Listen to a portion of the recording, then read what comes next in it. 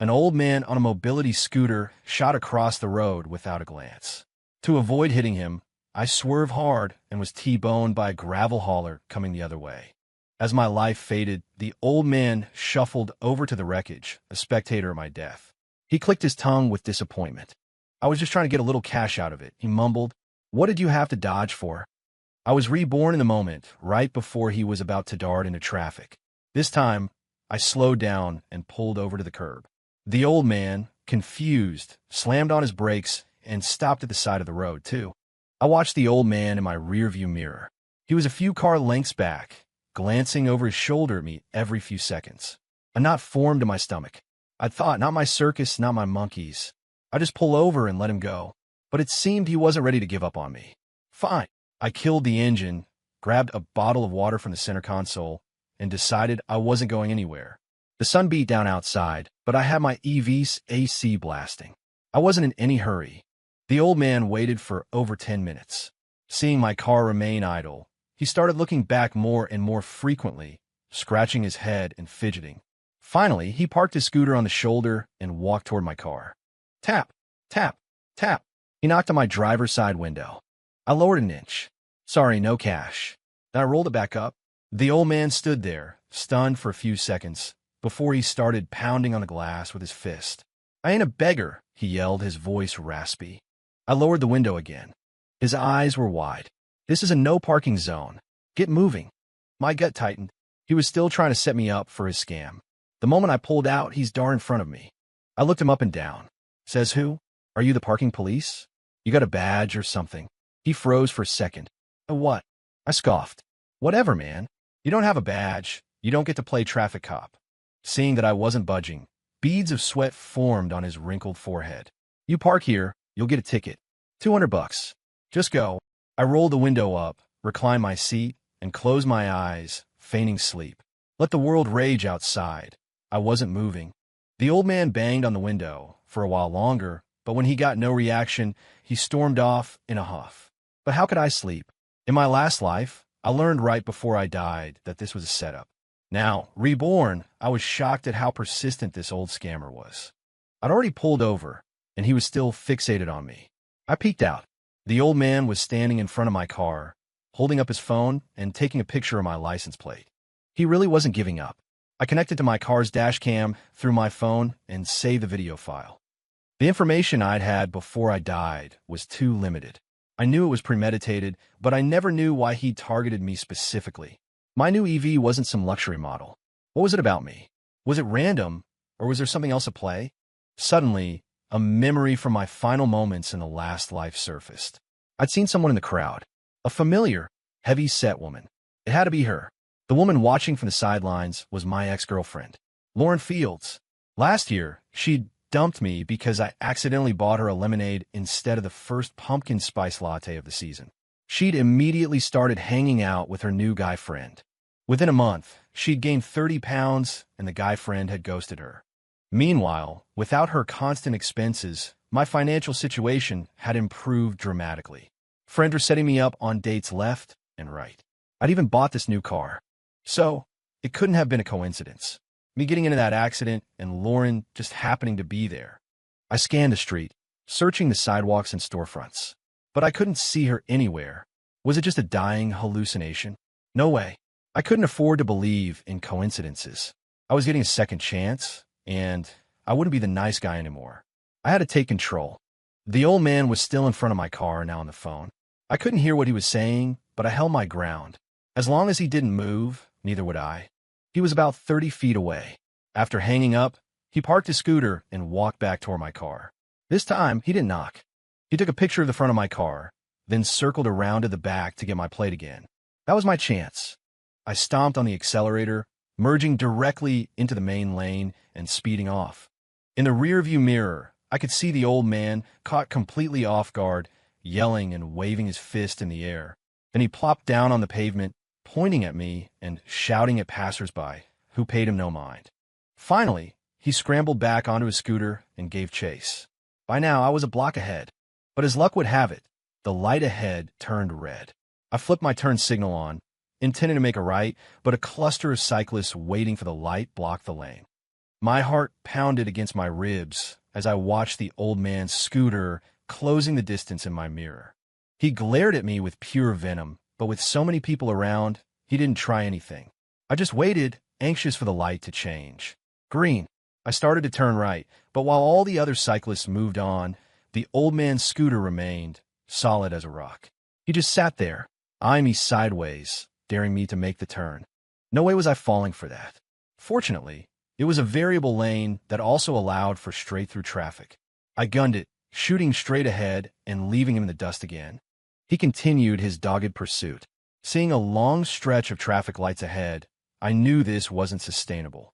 A glance to my right revealed a large shopping mall. The old man was still about 50 yards back, weaving through traffic. I saw my opening and swerved into the mall's underground parking garage. After finding a spot, I sat there for a moment, my heart hammering in my chest. Just then, my phone buzzed with a text. It was from the blind date I was supposed to be meeting. She was asking why I wasn't there yet. Right? That's what I was doing out today. I texted back that I'd been in a minor traffic incident and was dealing with it, but I'd be there soon. She replied, "Hurry up. If you don't want to come, just say so to the person who set us up." After my near-death and actual death experience, my tolerance for trivial matters had plummeted. I replied, "You're right." I told her it's not a good fit. We shouldn't meet. She was instantly furious. She insisted on waiting for me and demanded that I still drive over to pick her up and take her home. The request to drive immediately set off alarm bells. A woman I'd never met was demanding I drive her home. It felt off. After dying once behind the wheel, I was hypersensitive about anything involving my car. I refused and blocked her number. I waited in the garage for half an hour, figuring the old man had given up. Just as I was about to start the car, I spotted a familiar, stooped figure several rows of cars away. He'd followed me into the garage. I ducked down and watched him, then quietly got out and followed him on foot. I could faintly hear him muttering into his phone, cursing me out. I cleared my throat loudly, then walked over to the elevator and pressed the button for the ground floor. Hearing my voice, the old man spun around and hurried toward me. I held the elevator door for him. Inside, with the security camera watching, all he could do was glare at me. I spent the next half hour wandering around the first floor of the mall. He followed me, his hateful eyes boring into my back. Then, I went up to the second floor and continued my aimless stroll. The old man was clearly struggling to keep up, but some grim determination kept him on my tail. After another hour, even I was getting tired. I glanced back and saw him, drenched in sweat, his face pale. I picked a pizza place in the third-floor food court and ordered a slice. The old man marched right up to my table and sat down across from me. He loudly ordered 2 of the most expensive specialty slices for himself and 3 more to go. He then loaded up his tray with free garlic knots and filled 3 cups with soda from the fountain. I just smirked and ate my pizza. When I was done, I paid for my single slice and left. The old man, who hadn't finished his mountain of food, had just stuffed a whole piece of crust into his mouth. It was too hot to chew, and he couldn't speak. All he could do was point at me, making muffled, desperate sounds. I ignored him and walked away. I hadn't gotten far when he caught up, grabbing my arm. "Did you pay? You can't just leave." An employee from the pizza place came rushing over. I held up my phone, showing the receipt for my purchase on the screen. "You only paid for 1 slice," the employee said. "There are still 5 more on the bill." "I only ordered 1 slice," I said, shrugging. "Maybe a ghost ate the rest." The employee pointed at the old man. "But your father ordered them. Aren't you going to pay?" I laughed.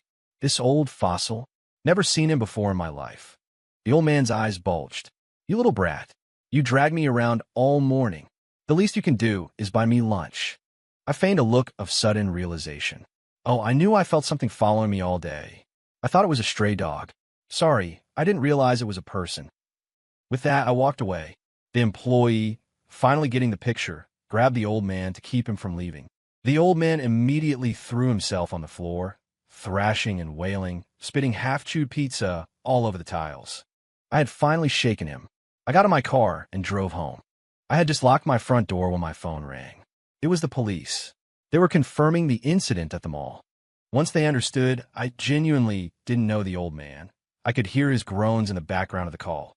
"Oh, my head hurts. My chest. It's killing me. My prostate. I think it's acting up. These 3 lines were delivered in a weak, dying whisper. Pay up. That one was loud and clear. It wasn't my problem anymore. With the cops involved, he wouldn't get far with his act. But I was wrong. Just as I was getting ready for bed, a screeching, gravelly voice echoed from outside my building. Hey, the kid with the 969 plates. Get your ass down here. Nobody's sleeping tonight until you show your face. Clang, clang, clang. He was banging on the outdoor fitness equipment. Windows opened, and people started yelling at him. He just counted the floors and started pounding on their doors. I could hear a little girl burst into terrified sobs. The neighborhood Facebook group was blowing up. Whose car is 969? Can you please handle your personal drama without disturbing everyone else? Yeah, seriously, get down there and fix it before someone doxes you. I closed my windows, locked my doors, muted my phone, put in noise-canceling earbuds, and went to sleep. He was disturbing the peace. What did that have to do with me? Was I supposed to run downstairs every time someone shouted my license plate? This shitty condo complex had already run off 3 different property management companies. Less than 1% of the residents paid their HOA fees. The place was barely cleaner than a public restroom. When the trash started piling up into mountains, they protested to the city. The city told them to manage it themselves. That led to a brawl over who had to take out the trash. Honestly, letting this old maniac run wild here was like pitting a rabid dog against a pack of wolves. They deserved each other. I slept reasonably well. When I got up to use the bathroom in the middle of the night, I could still hear a crowd of people yelling downstairs, punctuated by the sound of sirens. Looked like a fight had broken out.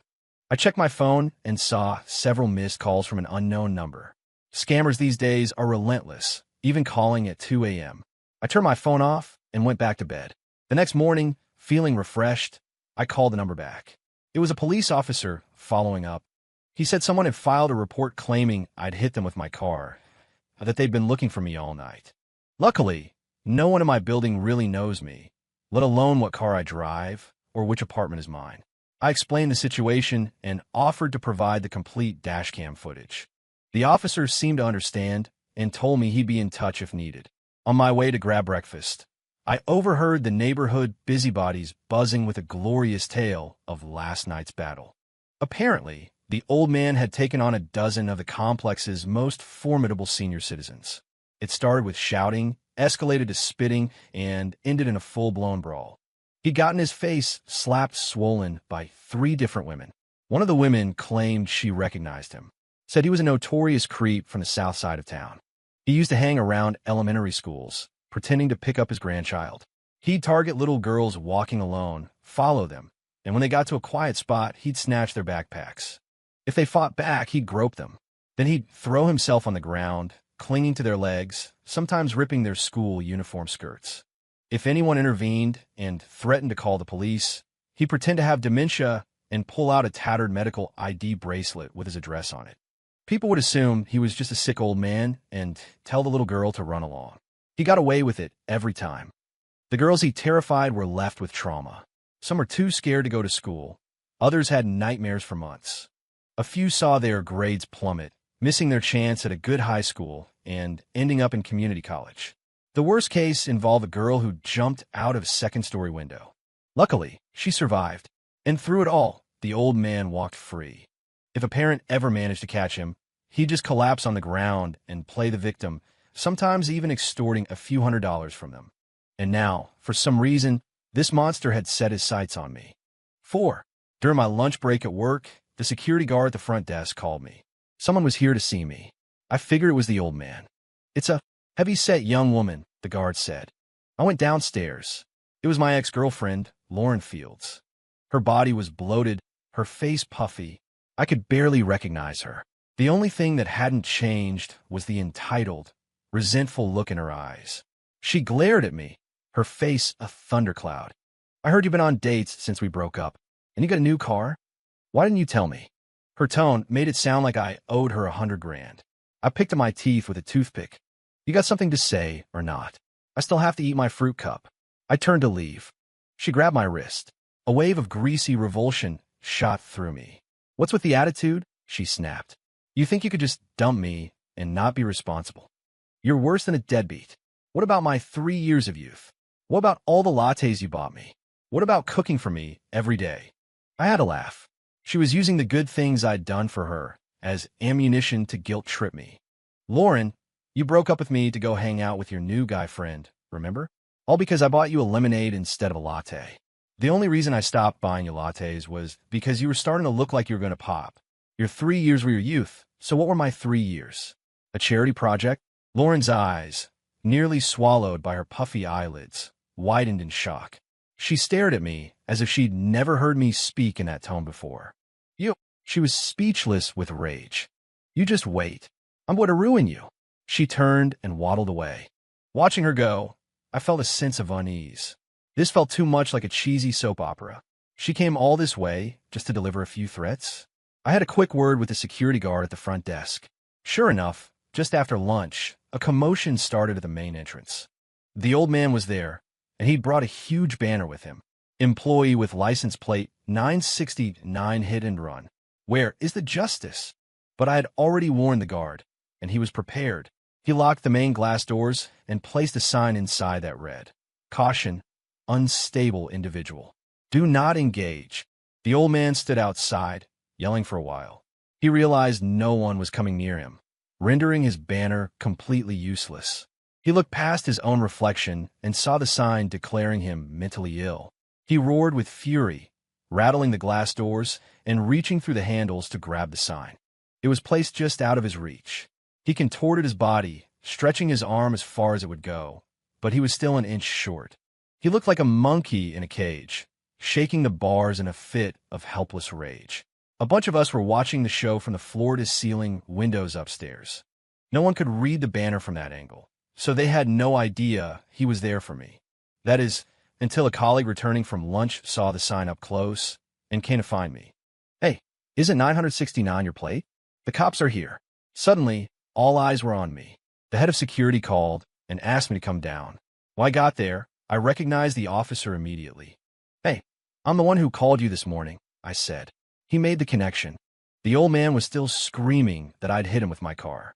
He demanded that I either pay up or my company fire me. He threatened to come back and cause a scene every single day.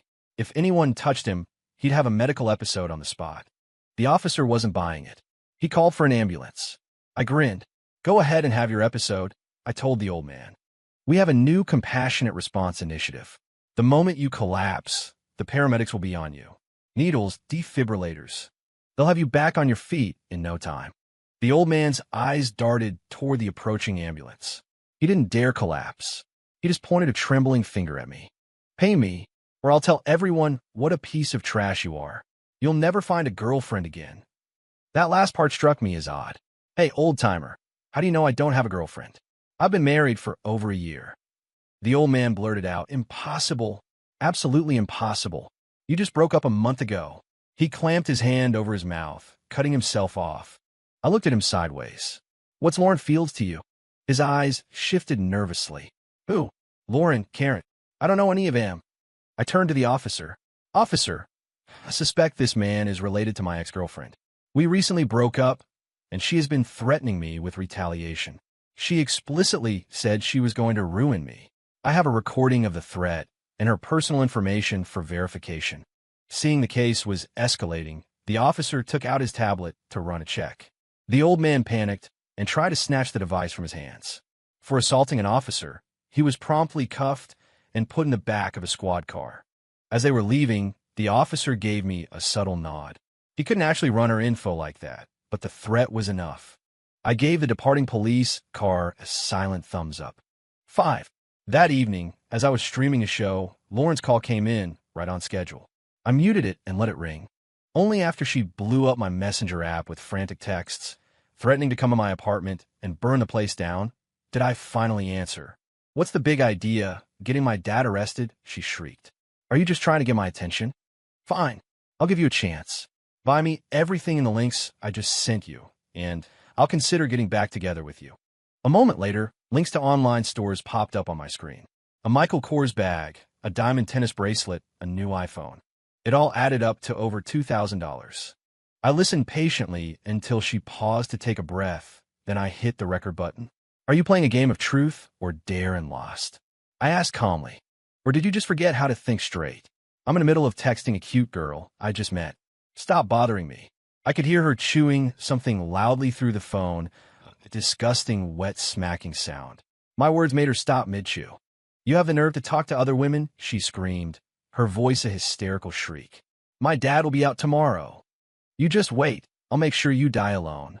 You're a worthless loser who can't even buy the right latte. Why do you deserve to be happier than me? I feigned surprise. Oh, so that old creep who's been stalking me for 2 days is your dad. Her voice turned cold and menacing. That's right. Scared now?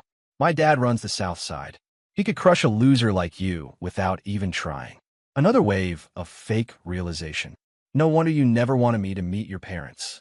If you're my dad, I wouldn't want my girlfriend to meet him either. The guy's so disgusting, even dogs would cross the street to pee somewhere else. Lauren was silent for a few seconds, just as she was about to unleash a torrent of rage.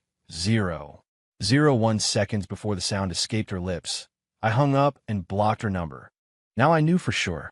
The old man was her father, sent to make my life a living hell. In my last life, he killed me. In this one, he was still trying. Just then, an unknown number called. I ignored it. It called again. The third time, I answered. The voice was vaguely familiar. After a moment, I realized it was the blind date I'd stood up. She said she was still interested and wanted to add me on social media to chat. I told her I wasn't in the mood for dating. She insisted, saying she'd never been turned down by a guy before and that she had to talk to me. A friend request popped up a moment later. I was about to decline it when I noticed something familiar about her profile picture. I zoomed in. Even with the anime filter she'd used, the background was unmistakably the campus of the community college Lauren had graduated from. Well, now I had to accept. I knew Lauren had a tight-knit group of girlfriends. I never met them, but I knew they were close. I had been wondering how her dad knew exactly which road to wait on to ambush me. If my blind date was one of Lauren's friends, it all made sense. She was the one who had picked the restaurant. That was the only route from my apartment. I accepted her request. Within minutes, she was flirting aggressively, and before long, she was asking me to a movie. She picked the place, of course, and it was the same routine. She insisted I drive, so I could take her home afterward. She even hinted that I could come up to her place for a drink. Then she sent me a picture of herself, so heavily filtered she looked like a cartoon character, trying to be seductive. I couldn't have asked for a better opportunity. I was looking for a way to settle the score from my last life, and they were serving it up on a silver platter. On the day of the date, she texted me constantly. She told me to make sure my EV was fully charged so we could sit in the car with the AC on and talk after the movie. Anything to make sure I brought the car. The perfect stage for her dad's scam. Fully charged, I texted back. Plenty of juice for two. Then I got on my beat-up old e-bike and rode to the theater. The sun was setting as I put on my sunglasses and a baseball cap. Sure enough, hiding near the entrance to my condo complex, I saw Lauren. She was pacing anxiously, staring at the gate, clutching her phone. I rode right past her on my bike, and she didn't even notice. A few blocks later, on the road I was supposed to take, I saw her father waiting by the curb. He was leaning against his beat-up mobility scooter, sweating buckets in the evening heat. When I got to the theater, I spotted a painfully thin girl waiting out front. Her calves were skinnier than my arms. Even with the heavy makeup, I recognized her as the girl standing right next to Lauren in her graduation photo. I walked up and said hello. She nearly jumped out of her skin. You didn't drive? My car's parked downstairs, I lied. What? She quickly tried to cover her panic. Oh, no reason. She pulled out her phone and started texting furiously, no doubt reporting the change of plans. She was completely distracted through the entire movie, a far cry from the flirty persona she'd projected over text.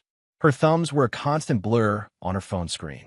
I went to the bathroom halfway through and never came back. She didn't even notice. It wasn't until the credits rolled that she called me in a panic, demanding to know where I was and why I ditched her. You were on your phone all night, I said. You clearly weren't interested, so I left. She immediately backpedaled, claiming she had a family emergency. I'm heading home, I said. Do you need a ride? It was the bait she'd been dangling all night. The ride home, the car, the late-night chat. This time, she panicked. No, it's fine. You go ahead. I have something else to do. Then she added, but make sure you drive home fast, okay? Take your usual route. Text me when you get there, and we can video chat. I bought some new lingerie. Another blatant attempt to lure me back onto that specific road. Of course, I took that road. It was the fastest way home on my e-bike. As I pedaled along, I saw the old man under a streetlight up ahead. He was slumped over the handlebars of his scooter, nearly asleep, his bald head bobbing. As I got closer, I could see his arms and face were covered in red mosquito bites. I slowed down as I approached him. "Fancy seeing you here," I said cheerfully. His head snapped up. He sputtered. "You didn't drive. Are you trying to get yourself killed?" I twisted the throttle and took off. The old man cursed and sped after me. I hummed a tune, keeping a steady 30-foot lead. He had his throttle maxed out, but he couldn't catch me. All he could do was scream obscenities that were immediately snatched away by the wind, making him cough. As I neared my complex, I saw a pothole up ahead, the size of a dinner plate. I slowed down, letting him get closer. Then, at the last second, I accelerated and swerved sharply around it. The old man, focused only on catching me, rode straight into it. I heard a loud crunch behind me, followed by his pained shriek. I didn't stop. I didn't even look back. By the time I reached my building, Lauren was gone. She had probably already rushed to the scene of her father's accident. When I got home, I had several new messages from the blind date. "My friend saw you on an e-bike. I told you to drive. Is this how you treat a date?" I replied with a single word, "Bye." She didn't text back. As I was getting ready for bed, my phone rang. Familiar number, familiar voice. It was the same police officer. He asked me what had happened on my way home. "I don't know, officer," I said, my voice trembling convincingly. Some crazy old man was chasing me on his scooter, so I just pedaled as fast as I could to get away. My heart is still racing. The officer sighed. It sounded like my story matched what he was expecting. He said they'd checked the traffic cameras. In the background, I could hear the old man yelling that I'd done it on purpose and that I had to pay his medical bills and be fired from my job for being a disrespectful menace. Then the call ended. They never called me back about it. I didn't expect to see Lauren sitting outside my CEO's office the next morning. When she saw me, her eyes burned with hatred. 7. Leo Mitchell. She spat my name like a curse. "You put my dad in the hospital. You think you can just come to work like nothing happened? First, I'm getting you fired. Let's see how many dates you get when you're unemployed. Without me, a loser like you will die alone." I heard every word, but I just gave her a cold, dismissive glance and walked past. My contempt sent her into a rage. She lunged at me, but just then, my CEO, Mr. Davenport, arrived. She immediately changed tactics, barging into his office and collapsing into a heap of sobs and accusations. Her hysterical wailing echoed through the entire floor. Mr. Davenport called me into his office. Lauren was still on the floor, but she shot me a triumphant smirk. Her lips formed the words, "You're so dead." Then she pointed at me and screamed, "Sir, this is the kind of monster you employ. He went on a date the second we broke up. He couldn't stand to see me happy, so he's been tormenting me and my father. Now my dad's in the hospital because this man ran him off the road. He's getting away with it, and the cops are on his side. If you keep him here, I'll be back every single day.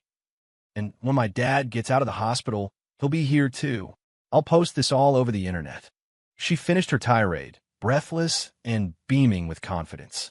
Mr. Davenport ignored her completely. He sat calmly in his leather chair and looked at me, waiting for my explanation. What Lauren didn't know was that Mr. Davenport had just gone through a nasty divorce. His wife had cheated on him. "Sir," I said calmly, "she broke up with me because I bought her the wrong seasonal latte. She left me for another guy, got dumped, and now she's furious that I'm trying to move on with my life." Hearing this, Mr. Davenport's expression hardened as he looked down at the bloated, sobbing woman on his carpet. Lauren was still screaming, "Fire him. If you don't fire him today, I'm not leaving. I'll have my father moved here from the hospital. He can live in your lobby." Mr. Davenport picked up his desk phone. "Send all security personnel up to my office." Now, Lauren thought she'd won. She pointed a finger at me. "See? It's over for you.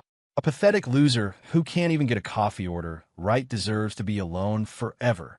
I pulled out my phone and started scrolling through TikToks. Seeing me ignore her, Lauren scrambled to her feet, her gaudy acrylic nails aimed at my face. I was sitting on the office sofa, and simply raised my foot, blocking her advance. "Don't come any closer," I said, not looking up from my phone. "Honestly, the sight of you right now is making me nauseous. I might actually puke on you." She tried to get around my leg, but couldn't. "Just wait until security gets here," she shrieked. I snorted. A moment later, 5 or 6 large security guards filed into the office. Lauren pointed at me excitedly. "Throw him out." The guards all looked at Mr. Davenport. He pointed a single, cold finger at Lauren. "If anyone ever lets this person into the building again, they're fired. Get her out." The guards immediately grabbed Lauren and started dragging her out. "You're all the same. A bunch of cheating scumbags," she screamed, struggling. "I'm not done with you. Let me go." As I hauled her toward the door, Mr. Davenport raised his voice so she could hear. "Leo, your performance has been excellent lately. How would you feel about the department manager position?" I raised my voice in reply. "Thank you for the opportunity, sir. I accept." From the hallway, we heard Lauren's final, agonized scream. "Yeah." When her voice faded, I lowered mine. "So when do I start?" "Get out," he said, a ghost of a smile on his face. "On it." I hadn't expected him to back me so completely. He'd cut off her primary avenue of attack. But I should have known she wouldn't give up. She actually did post her story online, naming my company and everything. It got a surprising amount of traction. Mr. Davenport saw it as an opportunity. He had our company's social media team lean into the controversy. The internet exploded. Half the people supported Lauren, half supported me. The debate quickly escalated into a full-blown war of the sexes. Who's worse, a deadbeat boyfriend or a crazy ex-girlfriend? The viral wave of infamy doubled our product sales. Lauren, seeing her plan backfire, went live on TikTok, crying and telling her sob story. Our company's official account joined her live stream and left a comment. "Thanks for the free marketing." A few of my coworkers added comments congratulating me on my promotion and raise. Lauren completely lost it. She started screaming obscenities at her phone screen until her account was banned. 8. My loyalty to the company skyrocketed. And because I'd handled the situation so well, Mr. Davenport was serious about the promotion. Lauren couldn't get into the building anymore. She was now a permanent fixture on security's watch list. I started taking my e-bike to work every day instead of driving. I saw her dad a few times, lurking on my route, but after a few days of seeing me on the bike, which he couldn't catch, he gave up. I also wore a body cam now, making any attempt at a scam impossible. So he went back to harassing my condo complex. After a few nights of raising hell, he got into another brawl with the neighborhood women and took another beating. He finally figured out which apartment was mine and spent an hour pounding on the door, not realizing I wasn't even home. The father-daughter duo was out of ideas. Then, the blind date, Jessica, started texting me again. She was acting as if she had no idea her cover was blown. This time, she wanted to go camping and fishing at a remote reservoir, a place with no cell service. "It's pretty isolated out there," I texted back. "Doesn't seem safe." "That's the point," she replied. "No people, no distractions." She again insisted I drive, telling me my EV's back seats could fold down flat to make a bed. She said it as if I was some sex-crazed maniac. It was a line Lauren had clearly fed her. I didn't hesitate. It was time to end this. I would avenge my last life and clear the board for this one. I called a friend who owned a private security company and got some professional-grade gear, which I stashed in my car. Then I drove to the designated spot to pick up Jessica. On the way, she was incredibly forward, trying to feed me snacks and hold my water bottle for me. I refused everything. She pretended to pout. After what I'd been through, her feminine wiles had absolutely no effect on me. As we drove up the long, winding mountain road, she grew visibly tense, her eyes darting around the dense woods. By the time we reached the reservoir, it was dusk. The only sounds were the chirping of crickets and the calls of unseen animals. Jessica was clearly frightened. She made an excuse to use the bathroom and walked off into the trees, whispering urgently into her phone. Even from a distance, I could make out her words. "Where are you guys? I sent you the location. Get here now, I'm freaking out." I just smiled to myself. By the time I had the tent set up, her demeanor had changed completely. Her fear was gone, replaced by a cocky confidence. She insisted we go fishing down by the water's edge, tugging on my arm. I'd already heard the rustling in the underbrush nearby. So I waited. A few minutes later, a blood-curdling scream echoed from the shoreline. I calmly continued grilling the steaks I'd brought, letting her shrieks provide the evening's entertainment. Why would I go down to the water when the food smelled this good? The screaming continued for a solid minute while I polished off 2 kebabs. Finally, it subsided. A moment later, Jessica stumbled out of the darkness, coughing and clutching her throat. "Didn't you hear me screaming?" she demanded, her voice raw. "Yep," I said, taking a bite of perfectly grilled pork belly. Crispy on the outside, juicy on the inside. Her voice rose to a hysterical pitch. "You heard me, and you didn't come help?" I shot to my feet, my face a mask of concern. "What? You were in danger? I thought you were just doing vocal warm-ups." She swayed, looking like she was about to faint. Are you okay?" I asked, full of fake sympathy. "What happened?" She took a few deep breaths. "A stray dog," she grumbled, then turned away from me. But the smell of the barbecue was making her stomach growl. She sat down and spent the next 10 minutes texting, probably coordinating their next move. And I waited for it to get darker. Soon enough, Jessica was all smiles again, chatting as if nothing had happened. Her acting was impressive. After we ate, she suggested a romantic walk along the water. I readily agreed. She was practically vibrating with excitement as we walked, coughing every few seconds. I saw movement in the tall grass nearby, but pretended not to notice. By the shore, under the dim moonlight, she draped her arm through mine.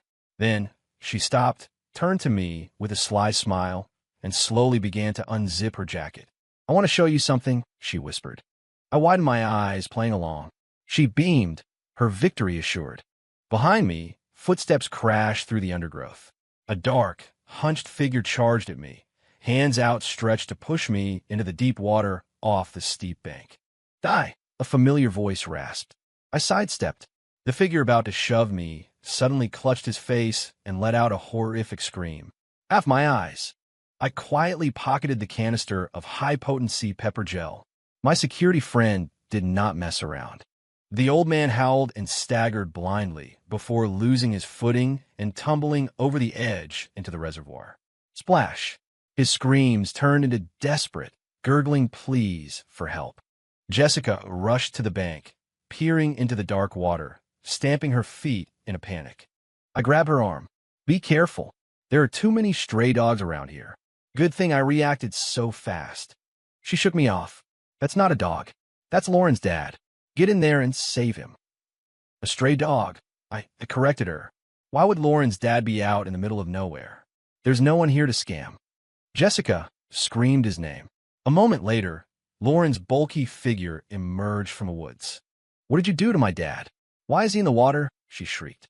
"Leo, you get down there and save him right now. This is attempted murder." I looked at her, baffled. "Lauren? What are you and your dad doing here? Do you two know each other?" My refusal to act drove Lauren insane. She started shoving me, trying to force me toward the edge. "I can't swim," I yelled. "You want me to drown?" She and Jessica teamed up, trying to push me in together. I gave them each a full blast of pepper gel. They staggered back, screaming and clawing at their faces. Then I called 911.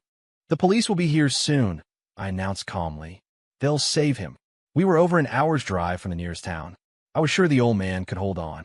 After all, judging by the energetic cursing still coming from the water, he seemed to have plenty of fight left in him. By the time the rescue team arrived, the reservoir had been silent for a long time. Lauren had spent half an hour running up and down the bank, screaming, but never dared to go in after him. Her father apparently knew how to tread water, because he was still breathing when they pulled him out. But after being revived at the hospital, he didn't recognize anyone. The doctor said the prolonged oxygen deprivation had caused severe brain damage. Lauren told the police I had done it on purpose, but the officer in charge was the same one who'd handled our previous encounters. He was already skeptical. My car's GPS data and dashcam footage proved they had followed me there. My body cam footage showed the old man ambushing me from behind in an attempt to push me into the water and his subsequent fall. The case against me was dropped. Lauren, however, was charged with filing a false police report and, along with Jessica, with conspiracy to commit assault. They were both detained. Life was quiet for a while. After Lauren was released, she went back to harassing me whenever she could. She couldn't stand to see me doing well. If I went on a date, if I got my promotion, if I even posted a picture of a nice meal on Instagram, she'd be in the comments, cursing me out. A few weeks later, I was driving to work when I saw him again, the old man, on his mobility scooter. He looked confused, but was humming a little tune. Suddenly, he let out a wild yell. "Everyone, get out of my way." Without looking, he veered sharply across 4 lanes of traffic, directly into the path of a massive gravel hauler. He disappeared between its front and rear wheels. The scene was a blur of red and twisted metal. The police report ruled that the truck driver was not at fault. The old man had driven directly into the truck's blind spot. Full responsibility was his. Lauren didn't even have time to mourn. She stormed the trucking company's main office, demanding compensation. When they threw her out, she came to find me, screaming that it was my fault her dad was dead. If I had just let him scam me in the first place, he never would have tried to take on a semi. She demanded I pay for everything. I told her to go cool off under a shady tree somewhere. She began splitting her time between protesting at the construction site the truck had been headed to and my office. One rainy afternoon, she slipped and fell into an open foundation pit at the construction site. The fall left her a quadriplegic. She couldn't harass me anymore. Her best friend, Jessica, cared for her for a few days, just long enough to drain her bank accounts, and then vanished. Lauren didn't realize what had happened until the hospital bills went unpaid. When the police finally caught Jessica, she had already gambled all the money away. She went to prison. I never heard what happened to Lauren after that. I had a new house, a new title at work, and a new person to share my life with. I had finally started over,